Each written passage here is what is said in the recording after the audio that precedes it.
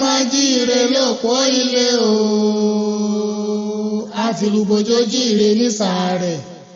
Abdulrasaq jíire lónìí ògo ni f'Ẹlẹ́dùmarè ọba ọmọ Ibrahim ó yá gbéra lẹ̀ kó dìde torí òní lọ́jọ́ ìbí rẹ̀. ọlọ́dúnmọdún ẹ̀ lọ́dún olóṣùmọṣù ẹ̀ lóṣù ọjọ́ tí a ti ń retí ọ̀hún ti wọlé dé wẹ́rẹ́ ó bá wa láyọ̀ ọpẹ́ ní f'Ẹlẹ́dùmarè ọba òní ọjọ́ karùn-ún oṣù kẹrin ọdún làyájọ́ ọjọ́ tí wọ́n bí ọ sókè èèpẹ̀ ALHAJI IBRAHIM RASAQ OMOTOSHO aláṣẹ àti olùdarí the circumcise concept nílùú Èkó àròmísálẹ̀ gbẹlẹ́gbẹ́ ALHAJI IBRAHIM OMOTOSHO ó kú ọdún òní ẹ kú àṣeyẹ ọdún ọpẹ́ léyìí jẹ́ o ká dúpẹ́ lọ́wọ́ ọba adániwáyé tó dá ọtí fún wa kábíyìn fáṣẹ̀dé èèyàn tó dá ọtí dòní ọba tó kà ọ́ káláyé ọkàn lọ́jọ́ òní làwa ń dúpẹ́ fún torí ó tún mú ọrọ́dún tuntun lókè èèpẹ̀ bọ́rọ́kọ́tọ́ bí ọ̀kan pàtàkì níyàn nínú àwọn olólùfẹ́ jẹ́jẹ́ láyé ọmọ Lawal èèyàn re la fi ń júwe èèyàn re onínúure bí Abdulrasaq ṣọ̀wọ́n láwùjọ bí ó ti ń ṣayẹyẹ orí kádún lónìí k'Ẹlẹ́dùmarè má fèyí ṣòpin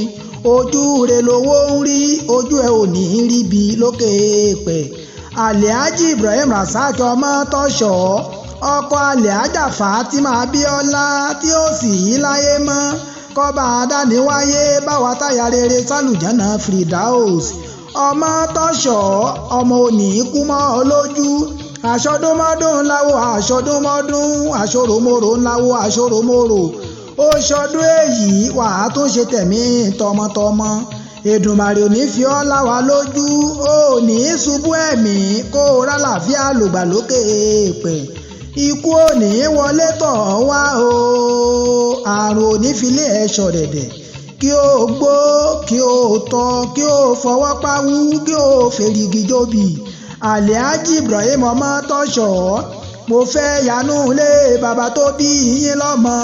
Ìlọrin Àfọ̀njá ni ọ́ o ọmọ wérí ó tó wénu ẹ̀yin lọ́mọ wàlẹ̀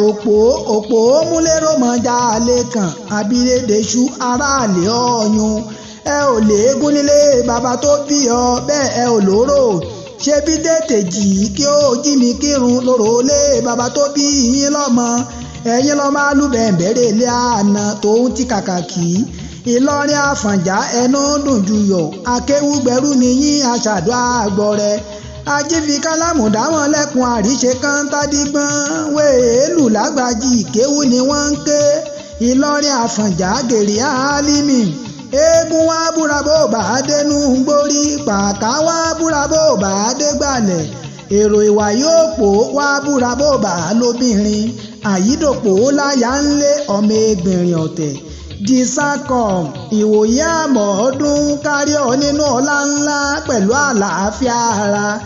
ALHAJI Abdulrasaq ọmọ Ibrahim tí ó bá ń gbóhùn lẹ́nu mi èèyàn kan pàtàkì tó jẹ́ olólùfẹ́ rẹ ló ní kí n máa kí ọ kú ayẹyẹ orí kádún lókè èèpẹ̀ tí wọ́n bá ń béèrè wípé ta ló ti ń kọrin ewì fọ́lọ́jọ́ ìbí òní Rasheed Ọbáṣọlá jẹ́jẹ́ láyé lèmi ń jẹ́ Lawal ni bàbá tó bí mi lọ́mọ.